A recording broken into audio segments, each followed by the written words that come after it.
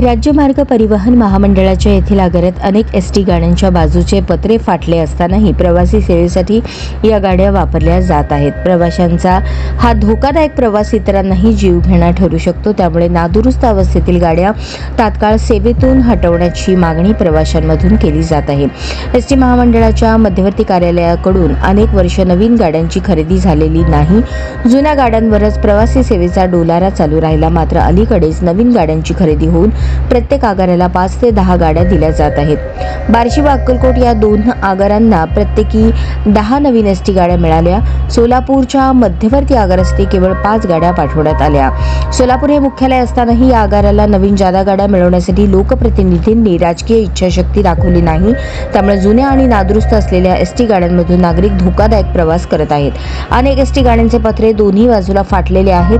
काही गाड्यांचे पत्रे लोंबकळताना दिसत आहेत। अनेक गाड्यांच्या खिडक्यांना काचा नाहीत। चालकाच्या समोरील काचेस तडे गेले आहेत। अशा गाड्या मार्गावर सोडल्या जाऊ नयेत। प्रवाशांच्या जीवाशी खेळण्याचा उद्योग अधिकाऱ्यांनी थांबवावा अशी मागणी नागरिकांनी केली आहे।